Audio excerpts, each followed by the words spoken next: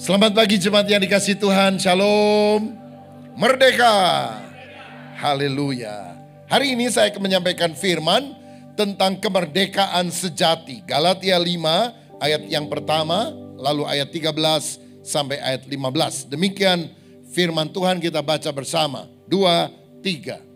Supaya kita sungguh-sungguh merdeka, Kristus telah memerdekakan kita. Karena itu berdirilah teguh dan jangan mau lagi dikenakan kuk perhambaan. Ayat 13. Saudara-saudara, memang kamu telah dipanggil untuk merdeka. Tetapi janganlah kamu mempergunakan kemerdekaan itu sebagai kesempatan untuk kehidupan dalam dosa. Melainkan layanilah seorang akan yang lain oleh kasih. Sebab seluruh hukum Taurat tercakup dalam satu firman ini, yaitu kasihilah sesamamu manusia seperti dirimu sendiri. Tetapi jikalau kamu saling menggigit dan saling menelan, awaslah supaya jangan kamu saling membinasakan. Hari ini kita bersyukur memperingati kemerdekaan Indonesia yang ke-80. Kemarin ada anak Papua nyanyi lagu ini. 16 Agustus tahun 45, besoknya hari kemerdekaan kita. Rupanya pinter juga ini anak saudara. Ya, 16 Agustus besoknya hari ini, 17 Agustus. Tetapi kita sadar walaupun kita telah merdeka dari penjajahan Belanda, Jepang, apakah benar-benar kita sudah merdeka seutuhnya? Karena banyak orang berpikir merdeka itu artinya bisa melakukan apa yang saya ingin lakukan. Kalau saya ingin foya-foya, saya bisa foya-foya. Kalau saya ingin hura-hura, saya bisa hura-hura. Sebetulnya kemerdekaan sejati juga berarti bisa tidak melakukan apa yang tidak ingin kita lakukan. Kalau saya tidak ingin berbuat dosa, saya bisa tidak berbuat dosa. Nah, ini bagian yang berat, saudara. Tapi itulah kemerdekaan sejati. Makanya kalau kita hidup ingin mengalami kemerdekaan yang sejati, ada 3 hal yang kita harus alami. Pertama, kita harus hidup dalam Kristus. Ayat 1 tadi berkata, supaya kita sungguh-sungguh merdeka, Kristus telah memerdekakan kita. Karena itu berdirilah teguh dan jangan mau lagi dikenakan kuk perhambaan. Kemerdekaan bukan berarti bebas semau gue. Sebab kemerdekaan dalam Kristus bukan izin untuk kita berbuat dosa. Tapi itu adalah kekuatan untuk kita hidup berjalan sesuai dengan kehendak Allah. Banyak orang merdeka fisiknya, tapi dia tidak lepas dari dosa. Dia masih dikuasai oleh kebiasaan buruk. Dan tentu itu bukan kebebasan sejati. Yohanes 8 ayat 32. Dan kamu akan mengetahui kebenaran. Dan kebenaran itu akan memerdekakan kamu. Ayat 36. Jadi apabila anak itu memerdekakan kamu, kamu pun benar-benar merdeka. Saya pernah dengar kesaksian. Ada seorang mahasiswa Indonesia kuliah di San Francisco. Dia bukan orang Kristen. Tapi kemudian ada beberapa orang temannya mengajak dia ke persekutuan doa Kristen. Ya, saudara, dia ikut ke sana 3 bulan lah kira-kira. Tetapi dia bilang saya masih punya kebiasaan lama, ya, minum minuman keras di tempat kosnya sambil ngelinting ganja, saudara-saudara. Sampai setelah 3 bulan dia dengar firman, tapi tetap saja kebiasaan lama mengikat dia. Ketika hari itu dia melinting untuk yang dimasukin bukan cuma tembakau tapi ganja. Sepertinya ada suara percakapan di dalam hatinya. Kamu marah nggak kalau ada tetangga buang sampah seenaknya ke rumah kamu? Ya marah dong. Kurang ajar bener masa orang buang sampah. Tiba-tiba suara di dalam hati ini seperti bilang, aku juga marah sama kamu. Karena tubuhmu adalah bait Roh Kudus. Tapi kamu buang sampah terus dengan ganja, minuman keras. Wah, langsung seperti ada kegentaran ilahi yang mencengkeram hatinya. Dia berdoa, dia bertobat di sana. Dia buang ganjanya, dia buang minuman kerasnya. Dia belajar sungguh-sungguh menyerahkan hidup kepada Tuhan. Sekarang dia jadi pendeta mengembalakan jemaat di Tokyo, di Jepang. Saudara-saudara, saya lihat inilah kemerdekaan sejati. Yaitu kalau kita ketemu sama Yesus. Bukan hanya sekedar ikut persekutuan doa, bukan hanya ikut sekedar kebaktian, tapi lepas dari dosa, lepas daripada kebiasaan buruk. 2 Korintus 5 ayat 17 berkata, jadi siapa yang ada dalam Kristus, dia adalah ciptaan yang baru. Yang lama sudah berlalu, yang baru sudah datang. Rambutnya masih sama modelnya, potongan baju orangnya masih tetap sama. Tetapi di dalam dirinya ada satu pembaharuan yang dikerjakan oleh Roh Kudus. Kita tidak sama lagi seperti yang dulu. Saudara, kalau misalnya ada domba lagi jalan bareng-bareng sama babi, lalu lihat ada kubangan lumpur di sana. Kalau domba jalan terus, bisa nggak dia terpercik oleh lumpur sehingga bulunya yang putih itu menjadi kehitam-hitaman? Bisa. Tapi dia akan teriak, "Mbe, aduh aku nggak mau begini, tapi kenapa? Badanku jadi kotor." Beda sama babi. Babi ketika lihat kubangan lumpur, dia bilang, "Hore!" Dia gulung-gulung di sana. Nah, orang Kristen juga dua jenis. Yang sudah lahir baru ibarat domba tadi. Bisa kalau kita tidak hati-hati terpeleset jatuh dalam dosa. Tapi kita berteriak, "Tuhan tolong ampuni saya." Tapi orang yang belum lahir baru malah senang berkubang di dalam dosa. Makanya Tuhan memberikan sifat yang baru, benih ilahi, supaya yang lama makin ditekan, dimatikan oleh sesuatu yang baru ini. Nah, kalau saudara percaya kepada Yesus, Roh Kudus melahirbarukan kita, lalu tandanya kita harus dibaptis. Karena Alkitab berkata, barang siapa percaya dan dibaptis, dia akan diselamatkan. Tapi barang siapa tidak percaya, dia akan dihukum. Karena itu di gereja kita, tiap minggu kita lakukan baptisan mulai tahun ini. Kenapa saudara-saudara? Memang selama ini kita punya kelas berakar, bertumbuh, berbuah tetap masing-masing 12 sesi. Dan biasanya setelah kelas berakar 12 sesi baru kita melakukan baptisan. Tapi kemudian mulai tahun ini kita menerapkan yang amanat agung itu, pergilah jadikan semua bangsa muridku, baptislah dan kemudian ajarlah. Jadi orang boleh dibaptis ketika Roh Kudus menggerakkan dia, tapi sertifikat baptisannya masih akan diberikan setelah dia ikut 12 sesi dari SMK berakar. Nah, saya percaya begini, kita tidak boleh menghitung kemajuan gereja kita hanya dari berapa orang yang hadir pada hari Minggu, tapi berapa jumlah baptisan yang kita bisa lakukan setiap tahun. Saya dapat data dari kantor gereja. Tahun yang lalu dalam 1 tahun kita membaptis hampir 200 orang. Lalu tahun ini saya beberapa minggu lalu baru dapat data, Januari sampai Juli yang dibaptis sudah hampir 200 orang. Dan kita masih dapat 5 bulan. Kalau boleh kita bisa mencapai kira-kira hampir 400 orang yang dibaptis. Bukan hanya sekedar angka, tapi kita rindu gereja kita bukan gereja mangan orang mangan asal ngumpul. Ngumpul orang ngumpul asal mangan. Tapi gereja yang misioner, yang memenangkan jiwa. Kita mau menjangkau jiwa-jiwa untuk kemuliaan nama Tuhan. Dan mayoritas orang yang dibaptis itu remaja pemuda, saudara-saudara. Karena memang orang paling terbuka hatinya pada usia demikian. Hanya 1 dari 10.000 orang bertobat setelah umurnya 30 tahun. 85% orang bertobat di bawah 15 tahun. 1 di antara 10.000, 30 tahun ke atas. 1 di antara 1 di antara 750.000 orang bertobat setelah usianya 75 tahun. Ini berarti apa saudara? Orang makin tua itu makin keras hatinya.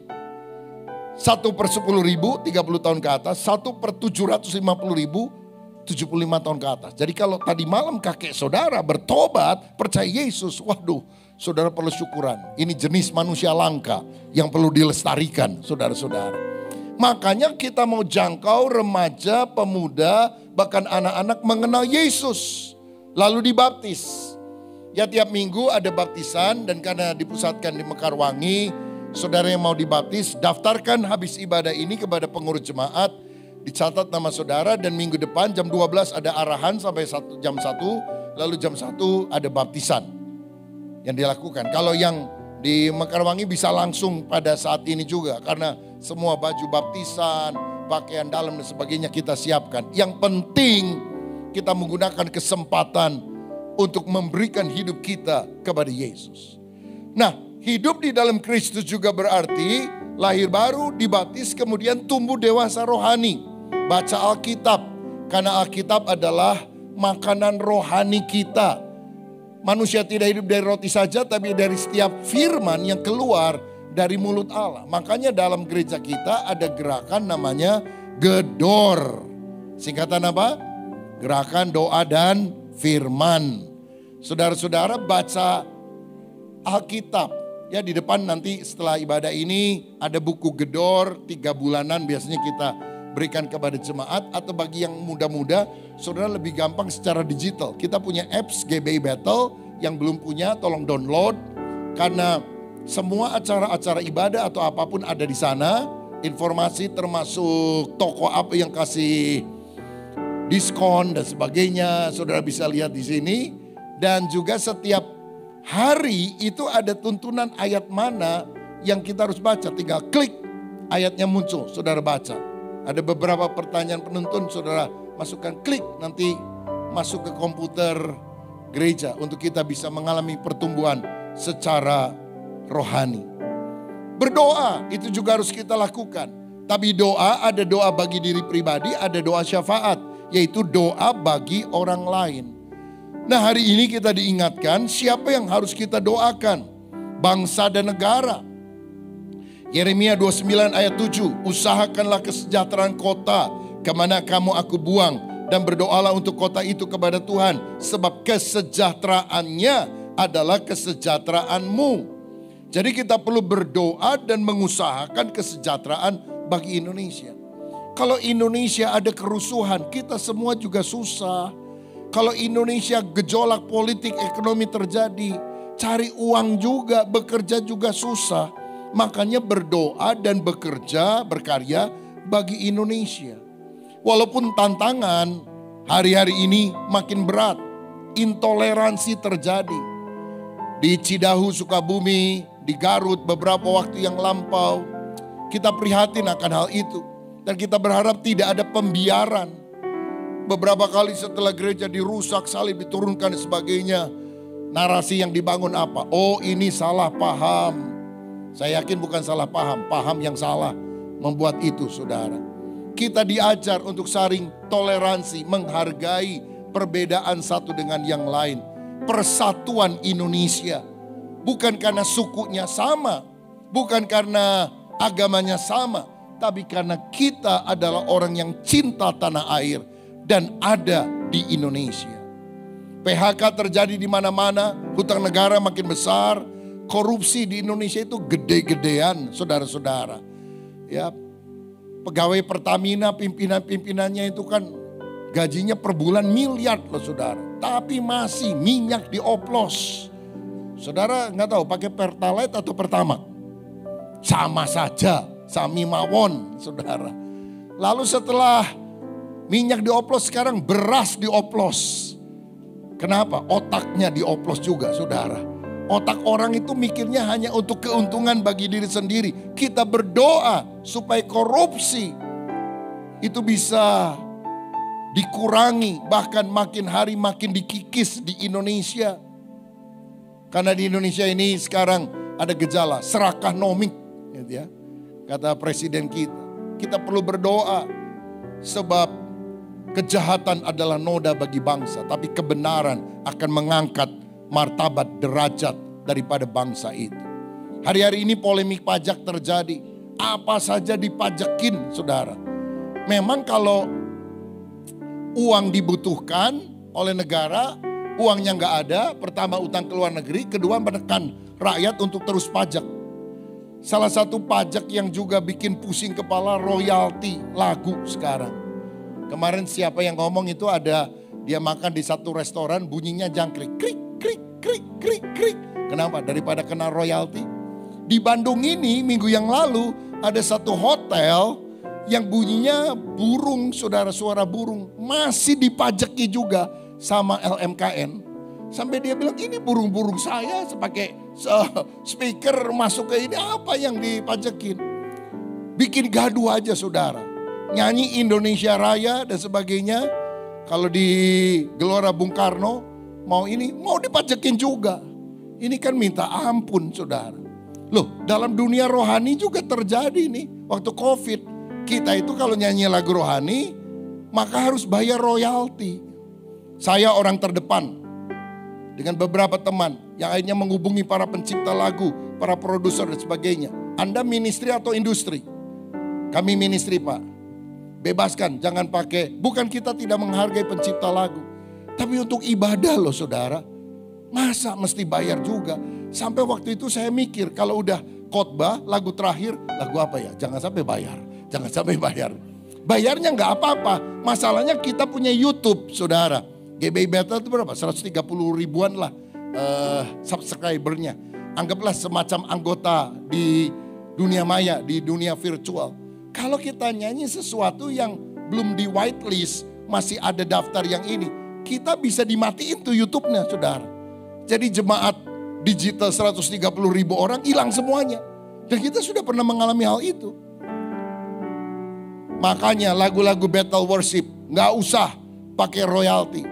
Tahun ini kita mau bikin 10 lagu, kita rilis gratis semuanya. Ya kalau misalnya ada orang nyanyi lalu kemudian dikomersialkan itu lain lah. Ini kan nyanyi untuk ibadah. Saya tetap memilih jalan ministry dan bukan industri. Karena kita mau apa yang kita lakukan untuk kemuliaan Tuhan. Saudara-saudara, kita ini bukan penonton, harus menjadi pelaku perubahan. Karena kita adalah garam dan terang dunia. Maka ketidakadilan, rusaknya alam dan sebagainya. Sebagai orang-orang Kristen kita juga harus mengambil peranan positif. Berdoa dan berkarya bagi bangsa kita. Dan saya percaya doa itu berperan. 1998 Presiden Soeharto turun setelah 32 tahun memerintah. Dan saya masih ingat hari itu bertepatan, itu hari Kamis, hari kenaikan Tuhan Yesus ke sorga. Soeharto turun, Yesus naik. Karena memang Yesus raja di atas segala raja. Dan awal tahun 20 jaringan doa nasional mulai mengadakan pertemuan. Sampai jaringan doa sekota dan sebagainya. Dulu pendeta-pendeta macam-macam gereja itu jarang kumpul sama-sama untuk berdoa. Sekarang di seluruh Indonesia dilakukan. Kenapa? Setelah ada krisis. Dan oleh anugerah Tuhan karena doa Indonesia bisa dipulihkan sampai hari ini 80 tahun NKRI tetap jaya karena anugerah Tuhan untuk Indonesia. Hidup di dalam Kristus. Kedua, hidup dalam kasih. Ayat 14 dan 15 tadi. Seluruh hukum Taurat tercakup dalam kalimat firman ini. Kasihilah sesamamu manusia seperti dirimu sendiri. Jika kamu saling menggigit, saling menelan, awaslah supaya jangan kamu saling membinasakan. Tuhan memanggil kita untuk mengasihi sesama. Dan kita harus mengampuni orang yang bersalah kepada kita. Jangan saling menelan. Saudara-saudara, banyak orang bilang saya udah bebas, saya udah merdeka. Tapi dia masih benci. Dia masih dendam. Bukankah dia masih terikat oleh kepahitan? Saya teringat seorang tokoh dari Afrika Selatan, Nelson Mandela. 27 tahun dimasukkan dalam sel sempit kecil, digebukin. Karena dia menentang apartheid, perbedaan warna kulit putih dan hitam. Dan Nelson Mandela, orang hitam, dikeluarkan dari penjara. Dan semua orang tahu bahwa dia bisa melakukan pembalasan. Orang-orang kulit putih ketakutan. Takut ada genosida. Apa yang terjadi? Dia tidak melakukan itu. Dia melakukan rekonsiliasi dan mengampuni seluruh musuh politiknya. Dan kita sampai hari ini mengenang kebesaran hati dari seorang pemimpin Afrika Selatan yang namanya Nelson Mandela. Dan saya juga bersyukur karena baju favorit kesukaan Nelson Mandela adalah batik dari Indonesia. Saudara-saudara, luar biasa. Nelson Mandela ketika keluar dari penjara, akhirnya dia ngomong gini, pada saat pergi keluar dari penjara, jika saya tidak meninggalkan kepahitan dan kebencianku di belakang, maka aku sebetulnya tetap terpenjara. Apa yang membuktikan dia benar-benar orang bebas? Ketika dia melepaskan pengampunan sehingga tidak terpenjara oleh kepahitan. Saudara, iman tidak tumbuh dalam kesendirian, tapi kita harus terlibat di dalam komunitas.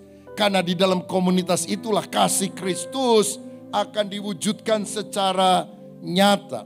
Lihat gereja mula-mula, walaupun banyak tekanan, mereka saling mengasihi satu dengan yang lain. Apa yang mereka miliki mereka bagi-bagikan, dan mereka hidup bersama dengan riang gembira. Alkitab berkata jangan menjauhkan diri dari pertemuan ibadah, tapi mari kita makin giat melakukannya menjelang hari Tuhan yang mendekat. Kayu bakar kalau dipisahkan dari kumpulannya cepat mati, tapi kalau disatukan dikipasi apinya akan selalu hidup. Makanya saya selalu mendorong saudara untuk tertanam di dalam komunitas sel. Karena dalam ibadah minggu di gereja kita nggak bisa kenal satu dengan yang lain. Mungkin tahu wajahnya, namanya kita juga nggak terlalu hafal, apalagi pergumulannya, apalagi mimpi-mimpi dan harapannya. Jemaat mula-mula kenapa bisa saling mendoakan, saling melayani, saling menguatkan? Karena mereka tergabung di dalam bait Allah dalam kelompok besar dan dalam rumah-rumah dalam kelompok kecil. Ini bagaikan dua sayap pada seekor burung Raja Wali, sehingga mereka mengepakkan sayapnya dengan luar biasa. Saya dorong saudara terlibat di dalam kelompok kecil, di mana saudara bisa dikenal, dikasihi, belajar melayani sesama, didukung satu dengan yang lain. Ada seorang ibu rumah tangga yang suaminya tiba-tiba meninggal mendadak. Dan dia bingung, gak pernah kerja, saldo di bank, urusan surat-surat dia gak pernah tahu. Dan dia akhirnya ngomong gini, kalau saya tidak dibantu oleh teman-teman satu komsel saya, waktu suami saya mati, mereka datang, mereka siapkan untuk penguburan, mereka siapkan makanan, minuman dan sebagainya membantu saya. Karena saya cuma bisa nangis, gak bisa apa-apa. Semua tulang punggung keluarga yang ngerti semua suami. Saya bingung, teman komsel saya yang menolong sampai pemakaman. Setelah itu mereka datang bergantian, ada yang bawa makanan dan sebagainya. Kalau gak ada mereka mungkin saya udah mati bunuh diri katanya. Saya kehilangan harapan, saya putus asa. Terima kasih Tuhan untuk teman-teman kelompok sel. Saudara, tanggal 26 Agustus ini ke depan sampai September kita akan mengadakan gerakan kelompok sel yang kita beri nama gerakan tujuan hidup. Untuk apa saya ada di dunia? Saya dan tim pastoral akan mengunjungi setiap rumah yang tergabung di dalam komsel baru. Ada sekian puluh komsel baru yang sudah mendaftarkan diri, menyediakan rumahnya. Melalui video saya akan menyapa saudara, memberikan arahan dan petunjuk bagaimana kita bisa mengetahui ada 5 tujuan hidup. Untuk apa saya hidup di dunia ini? Saya harap setelah ibadah ini saudara daftarkan diri, khususnya yang belum pernah ikut komsel atau pernah ikut komsel 1000 tahun yang lalu, ayo daftarkan diri lagi. Tanggal 26 kita akan mulai, atau selama minggu terakhir itu kita akan mulai pertemuan pertama, hanya 5 minggu. Dan setelah itu saudara putuskan apa saudara akan tetap tergabung di sana atau selesai. Tapi setidaknya kita akan tahu mengapa saya ada di dunia ini. Saudara-saudara, terlibatlah di dalam gerakan kelompok sel supaya kasih itu bisa benar-benar dirasakan. Yang terakhir, yang ketiga, hidup dalam pelayanan. Ayat 13 tadi berkata demikian. Ayat yang ke-13.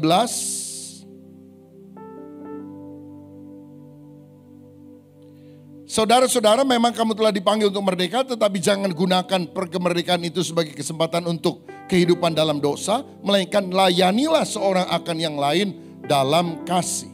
Hidup dalam Kristus, hidup dalam kasih. Yang ketiga, hidup dalam pelayanan. Kita harus melayani di gereja lokal yang Tuhan sudah tanam kita di sana sesuai dengan karunia rohani yang Tuhan berikan bagi kita. Layani dengan tulus sesuai dengan kemampuan saudara. Jangkau jiwa-jiwa bagi Kristus. Ada seorang pangeran dari Jerman namanya Zinzendorf, hidup beberapa abad yang lampau. Satu kali dia mengikuti pameran lukisan di Düsseldorf di Jerman. Dan dia melihat banyak lukisan, tapi satu yang sangat berkesan, Yesus yang mati di atas kayu salib, berdarah bahkan mati di sana. Dan ada tulisan di bawahnya yang artinya, ini yang aku lakukan bagimu, apa yang kau lakukan bagiku. Pertanyaan itu tertancap di dalam hatinya. Ya, Yesus rela mati bagi saya. Tapi mengapa saya tidak rela hidup bagi dia? Aku hanya hidup bagi diri sendiri. Dia tinggalkan kemewahannya. Dia memimpin gerakan penginjilan Moravia yang pada zaman itu menyebar ke seluruh dunia. Memenangkan banyak jiwa, membaptis begitu banyak orang. Sampai ke India, ke berbagai negara yang lain. Kalau kita sudah diselamatkan oleh Yesus, jangan hanya berdiam diri. Jangan hanya jadi jemaat yang datang duduk dan cuma bikin rusak bangku gereja. Artinya nggak bikin apa-apa. Tapi ayo melayani. Kalau saudara tertarik untuk melayani anak sekolah minggu, jadi guru sekolah minggu. Kalau saudara melayani atau punya karunia dalam bidang musik, pujian, penyembahan, ayo layani. Apa saja yang saudara bisa lakukan untuk kemuliaan nama Tuhan.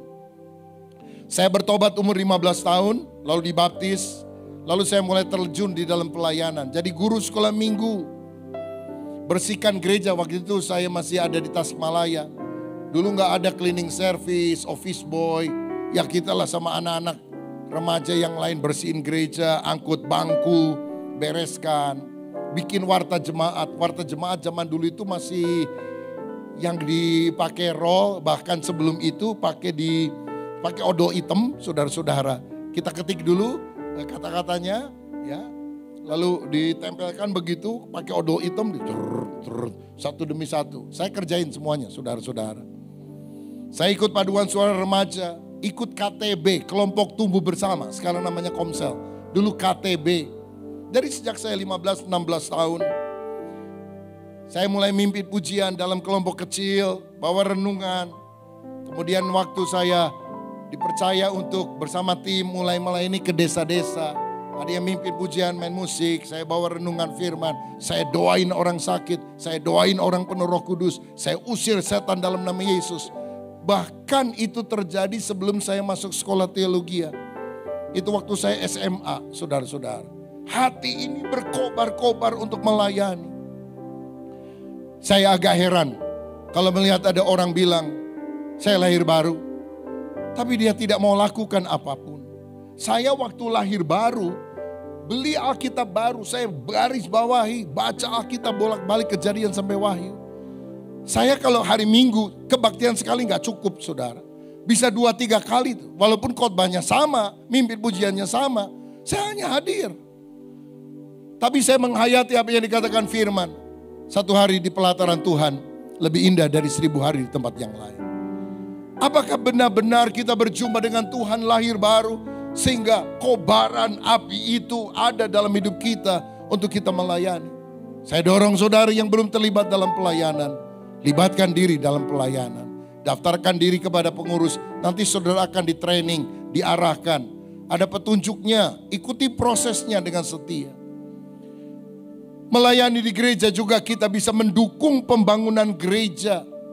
Saya bersyukur karena di Bandung Timur ini oleh anugerah Tuhan, kita gereja satu-satunya yang dapat izin resmi, saudara. Jadi kalau kita tidak bangun dan memenangkan jiwa di tempat ini, kita dosa sama Tuhan. Karena anugerah Tuhan sangat besar di dalam kehidupan kita. Siapa yang setuju? Berikan tepuk tangan yang paling meriah untuk kemuliaan nama Tuhan. Dan kita juga ingin membuat sebuah museum kisah-kisah Alkitab supaya semua orang yang melihat tahu kisah Alkitab. Kalau orang suruh baca Alkitab setebal ini, aduh males ya. Tapi kalau mereka melihat the journey ini selesai dari kisah penciptaan, Taman Eden, Bahtera Nuh, Sampai kepada Yesus, kelahirannya, pengajarannya, mujizatnya, kematiannya, kebangkitannya, kenaikannya ke sorga. Sampai kepada akhir zaman. Saya berharap itu menjadi trigger orang kemudian membaca Alkitab. Karena mereka melihat secara imersif bahwa kisah-kisah Alkitab itu sungguh-sungguh ada, sungguh-sungguh nyata. Saudara-saudara, dukunglah pembangunan gereja yang ada. Karena dengan demikian kita memperluas kerajaan Allah di atas muka bumi ini. Saudara tahu tahun 2004, jadi 21 tahun yang lalu, saya melakukan tantangan kepada jemaat. Waktu itu masih ada di Hotel Mutiara. Ya, kita mulai pelayanan itu kan di Hotel Mutiara, saudara. Ruangan tidak terlalu besar, saya menantang jemaat. Bahkan sebelum kita pindah ke Hyper Square. Karena Hyper Square kalau nggak salah tahun 2006 atau 2007. Siapa yang mau mendukung pekerjaan Tuhan? Kita membeli sebidang tanah, kita mau membangun sebuah gereja yang bisa memuat ribuan orang sekali ibadah. Saudara-saudara, dan Tuhan melakukan sesuatu yang ajaib. Dalam ibadah terakhir, tiba-tiba ada seorang dari Jakarta merobek satu kertas kecil dan tulis, Pak Rubin Adi, saya saja yang melunasi semua biaya pembelian tanah. Dia serahkan kepada Asher, Asher taruh ke mimbar dan saya bacakan itu. Nulis sama pendeta itu gak usah panjang-panjang, yang begitu aja saudara-saudara. Haleluya. Ternyata dia tamu dari luar kota, duduk paling belakang, tapi memberi radikal. 4 hari kemudian dia serahkan beberapa lembar cek, itu tanah lunas saudara. Hanya dalam 4 hari. Allah yang kita sembah, Allah luar biasa. Sejak itu saya tidak pernah meremehkan orang yang duduk di bangku paling belakang. Sebab mungkin dia nyumbang paling besar. Tapi kalau saudara duduk paling belakang, ngantuk-ngantuk pasti bukan saudara orangnya. Saya minta dia datang bersaksi, gak pernah mau. 2 bulan lalu kira-kira, tim dari Full Gospel Tomang Chapter Jakarta datang ke Bandung. Dia pelayanan di Mekarwangi jam 9, setengah 11 di Sumarekon. Yang ibadah jam 9. Itu orang yang nyumbang, yang gak pernah datang lagi setelah 21 tahun. Diajak-ajak sama temennya, para pengusaha Tomang Chapter. Dia datang, gak mau duduk di depan, duduk di belakang. Dan begitu selesai khotbah, dia udah mau keluar, saudara-saudara udah mau kabur, gak mau di ini. Saya segera naik ke panggung dan saya bilang, Pak, tunggu dulu sebentar. Saya mau kasih tahu ya jemaat, hari ini ada orang yang pernah nyumbang tanah, yang 21 tahun yang lalu menyumbang. Dia gak mau dikenal namanya, tapi hari ini dia hadir. Dia udah di pintu luar, dia gini-gini aja terus ngilang saudara sekalian. Aduh, saya belajar satu hal. Orang yang banyak ngomong kadang-kadang pelitnya luar biasa. Tapi orang yang berani menabur dalam jumlah yang besar kadang-kadang silent. Low profile but high profit. Itu yang penting saudara-saudara. Dan saya mau bilang begini. Apa yang dia tabur? Dulu kita kebaktian di Hotel Mutiara cuma muat berapa banyak orang dan gak punya gedung sendiri. Sekarang di Mekarwangi ribuan orang. Dan saya percaya bahwa dia punya andil di dalam perluasan kerajaan Allah. Kita gak pernah duga.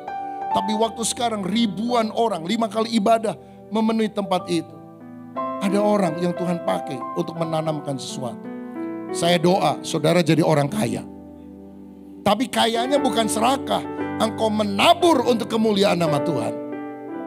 Saudara-saudara, Desember, kalau Tuhan berkehendak, kita akan resmikan tempat di atas. Hari-hari ini kita lagi kebut. Karena gubernur kita, Bapak Aing, KDM. Saya 2 minggu lalu video call. Saya datang. Itu gereja yang waktu yang lalu kan katanya. Oh itu di Mekarwangi Pak. Ini sama. Tapi yang di Sumarekon. Oh gitu ya. Oke saya datang. Jadi kita udah gak bisa mundur. Gubernur udah kasih tanggal. Saudara-saudara. Jadi kita kebut ini. Hampir berapa hari sekali kita rapat-rapat. Dan bulan Agustus ini. Semua vendor-vendor masuk untuk karpet, untuk finishing, untuk cat, untuk fasad, second skin, untuk lift, untuk AC, untuk eskalator, apalagi macam-macam lah. Semuanya itu karena kita kebut Agustus ini. Mereka minta DP, nggak bayar lunas, DP. Tapi DP-nya itu kan kalau semuanya bertumpuk, saudara, waduh, berat loh saudara. Tapi saya percaya Yehova Jireh, Allah menyediakan. Gereja kita itu kasnya itu nggak pernah gede saudara. Dan tiap kali akhir bulan kita mau bayar, jauh banget, sekian miliar yang harus dibayar. Cuma berapa puluh juta, ratus juta yang ada. Tapi selalu ada mujizat. Dan berapa hutang kita ke bank sampai hari ini? 0 rupiah. Dari mana uangnya? Tuhan sediakan. Di mana? Di dompet saudara masing-masing. Tinggal dikumpulin aja saudara sekalian. Jadi kalau saudara mau menabur dalam 5 bulan ini, Agustus, September, Oktober, November, Desember, kita nggak peresmian gereja tahun depan. Kita peresmian gereja tahun ini. Siapa yang percaya? Haleluya. 5 bulan lagi akan lain saudara, akan beda. Aduh, kita doa Tuhan ini dananya gimana. Tapi saya yakin kalau dulu Tuhan sudah tolong, sekarang Tuhan akan tolong, seterusnya Tuhan akan tolong. Baru tahun depan kita akan finishing untuk Museum Alkitab dan bagian belakang saudara. Tapi tahun ini selesai, gubernur akan resmikan. Oh haleluya. Ayo kita mendukung perluasan kerajaan Allah di atas muka bumi ini. Dan engkau yang terlibat menabur untuk Tuhan. Saudara seperti orang yang nyumbang 21 tahun yang lalu. Dia juga gak pernah mikir bahwa di tanah sawah di Mekarwangi itu sekarang ribuan orang setiap hari Minggu. Bukankah itu jiwa-jiwa yang kita bisa persembahkan?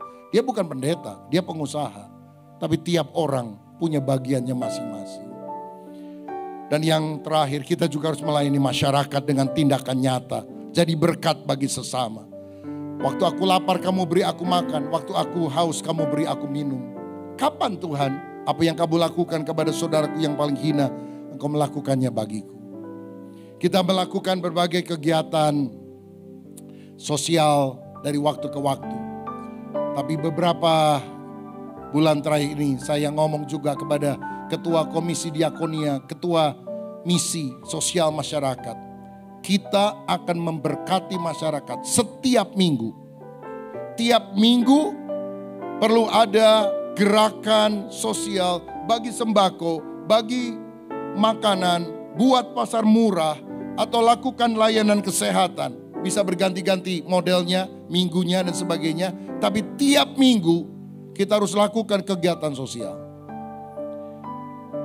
Dan kita akan sebar pelaksanaannya di 6 satelit yang berbeda. Jadi bisa minggu ini dari Sumarekon, minggu depan Mekarwangi, minggu depan dari Kopo dan seterusnya. Kalau ada yang terbeban untuk mengumpulkan sembako atau makanan, boleh dikumpulkan. Tapi saya udah bilang kepada mereka, jangan membebani jemaat.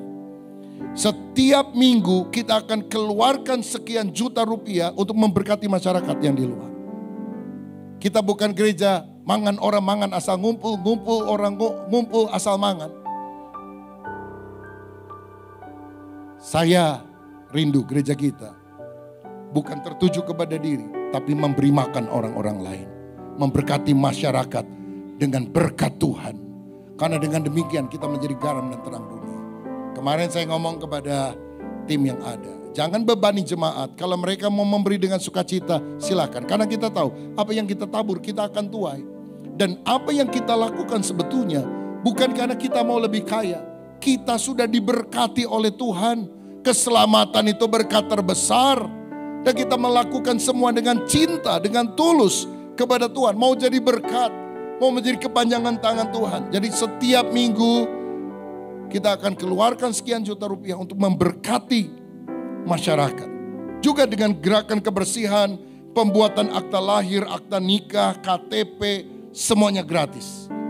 Kita mengusahakan kartu Indonesia Pintar bagi orang-orang yang sulit bersekolah supaya mereka, kan ada dana dari pemerintah. Tapi orang kalau nggak punya KTP gimana dananya bisa masuk, saudara-saudara.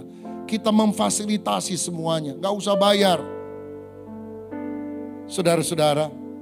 Dan satu hal yang terakhir, kita harus mempraktekkan kasih ini seperti teladan Yesus. Kita juga ingin memberkati kota. 1 bulan yang akan datang, tanggal 13 September, di Balai Kota Bandung, gereja-gereja akan kumpul bikin bazar bayar pakai sampah. Nah, kita tahu saudara, tempat pembuangan akhir untuk Bandung, untuk sampah itu di Sari Mukti Cipatat. Yang lain tempat pembuangan sementara. Tapi itu juga terbatas. Sudah beberapa kali demo untuk mereka tidak mau lagi mengangkut atau membuka tempat itu untuk sampah. Saudara tahu, kota Bandung memproduksi 1.500 ton sampah setiap hari. Kabupaten Bandung memproduksi 1.300 ton setiap hari. Saya mau tanya, kalau 2.800 ton harus diangkut pakai truk, berapa truk? Bayangkan ini beban yang luar biasa. Pernah kan ditutup tuh TPA? Bandung Lautan Api berubah menjadi Bandung Lautan Sampah, saudara. Dan gejolak masyarakat di sana untuk hal ini ada. Saya udah bilang gereja kita bawa makanan ke sana, berkati orang-orang yang di sana. Bawa pengobatan gratis atau apapun yang mereka butuhkan. Karena gereja harus jadi solusi. Dan sekarang gereja-gereja juga melakukan hal ini. Jadi sampah itu dikumpulkan, diolah jadi pupuk, daur ulang botol plastik jadi serat kain, kertas bekas jadi kertas baru, sampah diubah jadi palet briket bahan bakar, pembakaran sampah menjadi sumber energi listrik dan sudah dilakukan oleh anak Tuhan supaya sampah itu tidak membebani masyarakat. Saya percaya gubernur kita sangat peduli kepada lingkungan, ekologi. Dia ngomong di Mekarwangi berapa bulan yang lalu juga soal tentang lingkungan. Dan saya percaya kita perlu terlibat. Karena dengan demikian kita menunjukkan cinta tanah air. Saudara, layani Tuhan, layani gereja, layani masyarakat. Biar hidup kita jadi berkat. Kalau ada di antara saudara yang mau ikut serta sampai Desember ini kita peresmian dengan biaya memang yang masih sangat besar kita butuhkan. Nanti di belakang ya ada form kebutuhan finishing GBI Sumarekon, saudara bisa lihat, saudara bisa isi, nggak usah kasih uangnya sekarang, karena nggak ada panitia yang terima juga. Ini janji iman, saudara bisa tulis sekian jumlahnya, saya cicil 3 bulan, cicil 6 bulan, cicil 1 tahun, tiap bulan saya mau bayar sekian, terserah, sesuai dengan kerinduan hati saudara. Dan nanti di Museum The Journey itu kita akan memasang saudara-saudara di Wall of Honor orang-orang yang memang berkontribusi untuk bersama-sama membangun kerajaan Allah di atas muka bumi ini dengan level bronze, silver, gold, platinum, diamond, star. Nanti keterangan lebih jauh saudara bisa lihat di sini. Dan semua izin pembangunan di sini, di Mekarwangi, di Kopo dan sebagainya, kita pakai nama Gereja Bethel Indonesia.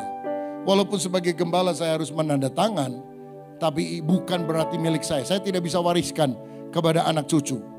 Karena ini adalah milik gereja. Saya tidak mau jadi beban menimbulkan masalah di kemudian hari. Clear and clean, ini semua untuk kemuliaan nama Tuhan. Dan saya percaya, saya juga ikut menabur. Saudara menabur, ayo kita menabur. Simpan hartamu jangan hanya di bumi, simpan harta di sorga. Karena dari Tuhan kita akan mendapat pahala. Cintai Tuhan, cintai tanah air, cintai pekerjaan Tuhan, cintai sesama. Sehingga kita menjadi berkat bagi banyak orang. Selamat ulang tahun kemerdekaan yang ke-80. Tuhan Yesus memberkati.